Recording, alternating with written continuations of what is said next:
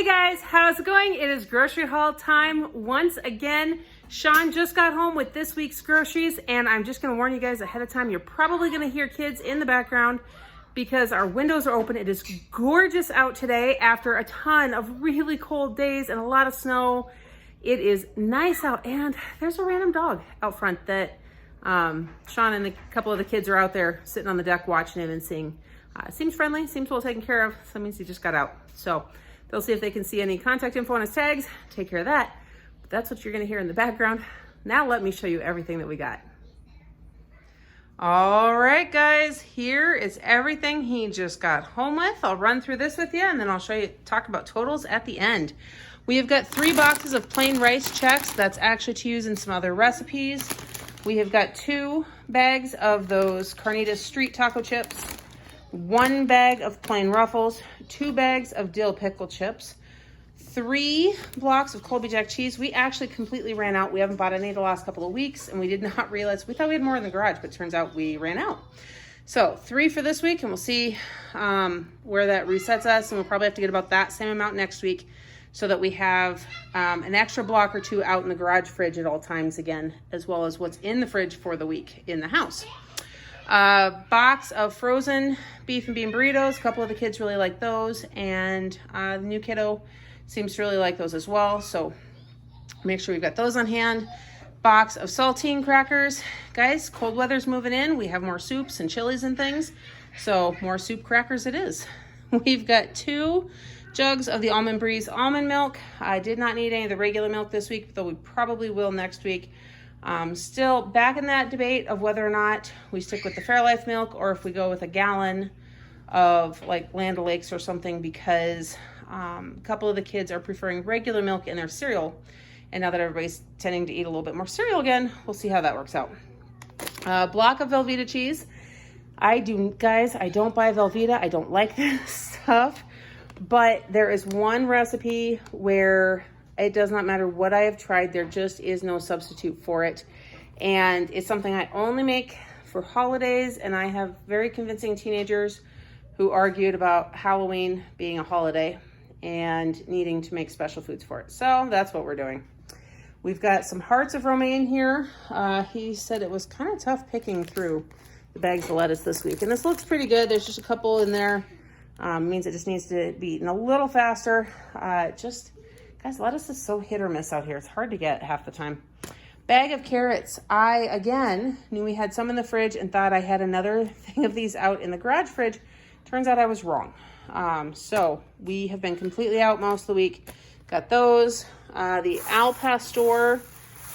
We were originally going to be making a spicy Dr. Pepper shredded pork from Pioneer Woman.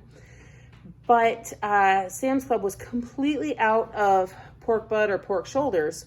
So this was, I said, you know what, forget it. We'll just do the Al Pastor, and I will make that another week. So I will say, though, probably cheaper to go with this than that anyhow. But it would have been really good. Fryer chickens were in this week, and we are at 10.5 pounds, even 10.5 pounds, guys. So those will cook up really nice.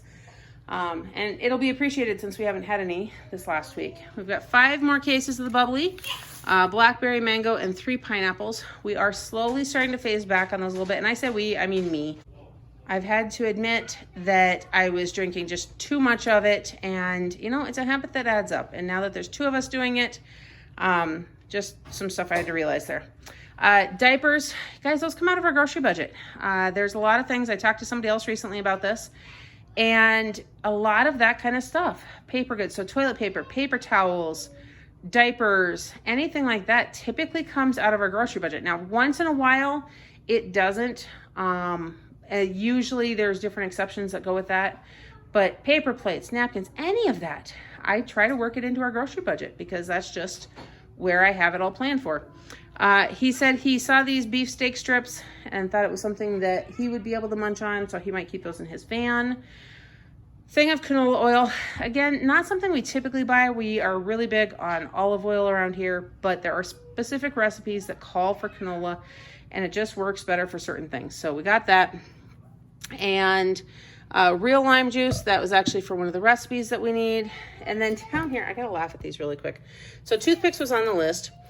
He saw those, and in the same area, he saw matches. And he came home and he said, you know, we don't have any, do we? And of course we don't. We typically have those flicker lighters, and I don't even remember the last time I owned matches.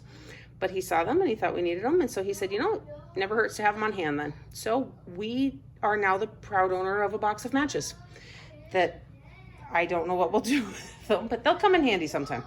You know, maybe when he starts playing with his fire pit again, we'll figure that out. So big bag of onions, because I'm down to just 1 or 2 onions left in the pantry, and those will definitely be used up before the end of the week. So, in fact, we're using 2 for supper tonight. And so those needed to be replaced. More brown sugar. Guys, baking teenagers go through a lot of brown sugar. I do not know how else to put that. I think we've gone through more brown sugar in the last year than I remember going through in any year prior to this.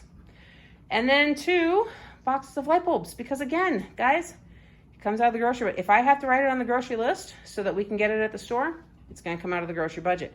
If it's something we need to run for, usually I pull it out of somewhere else. So had it become one of those things midweek that we needed light bulbs and we just ran and got them, would not have come out of the grocery budget, but this week it did. So knowing that there's diapers and light bulbs added with all of this, I'm gonna flip this and tell you all about our totals. Okay guys, so that is everything that he picked up this week, our totals. Now, for those of you who are new, because guys, there are so many new subscribers and I'm so excited and happy you are here with us. We usually budget $300 a week for our large family in this area. It is not a low cost of living area.